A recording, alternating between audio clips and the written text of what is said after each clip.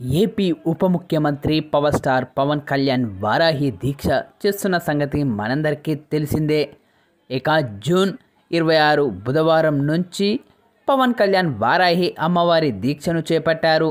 మొత్తం 11 రోజుల పాటు ఈ యొక్క దీక్ష కొనసాగించనున్నారు. ఇక ఈ యొక్క దీక్షలో పవన్ కళ్యాణ్ కేవలం పండ్లు, ద్రవ ఆహారం మాత్రమే తీసుకుంటూ ఉన్నారు. గతేడాది జూన్లో కూడా పవన్ కళ్యాణ్ వారాహి విజయయాత్ర చేపట్టిన విషయం తెలిసిందే. ఆ యాత్ర సందర్భంగా కూడా పవన్ కళ్యాణ్ అమ్మవారికి ప్రత్యేక పూజలు నిర్వహించి వారాహి దీక్షను కూడా చేపట్టారు. అలా అప్పుడు చేసిన వారాహి విజయయాత్ర విజయవంతం అవ్వడమే కాదు, వారాహి విజయయాత్ర సంకల్పం కూడా నెరవేరినట్లు అయ్యింది. ఆ యాత్రలో ప్రతిపక్షాల ఓట్లు చీలకుండా చేస్తానని ప్రకటించిన పవన్ కళ్యాణ్ చెప్పినట్లుగానే టీడీపీ, జనసేన, బీజేపీ కూటమికి ఒక్కతాటిపైకి తీసుకురావడానికి కీలకంగా పనిచేశారు. అలాగే పవన్ కళ్యాణ్ గెలుపు కోసం పవన్ శక్తి వంచిన లేకుండా కృషి చేయడంతోనే కూటమి అఖండ విజయాన్ని సాధించింది.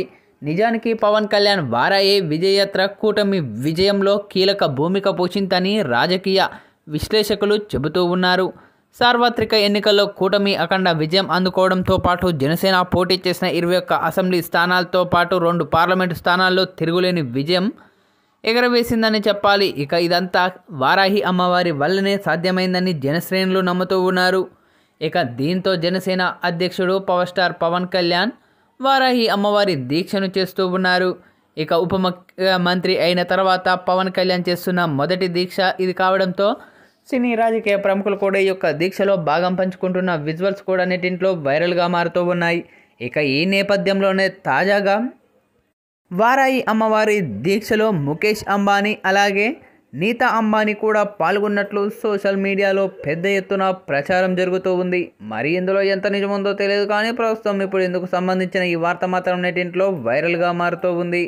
అయితే పవన్ కళ్యాణ్ చేస్తున్న వారాహి దీక్షలో ముఖ్య అతిథులుగా ముఖేష్ అంబానీ అలాగే నీతా అంబానీ వచ్చి ఈ యొక్క వారాహి దీక్షలో ప్రత్యేక పూజలో పాల్గొని ఆ తల్లి ఆశీర్వాదం తీసుకున్న విజువల్స్ నెట్టింట్లో వైరల్గా మారుతూ ఉన్నాయి. ప్రస్తుతం ఇప్పుడు అందుకు సంబంధించిన ఫోటోలు, వీడియోలు కూడా నెట్టింట్లో తెగ చెక్కలు కొడుతూ ఉన్నాయి.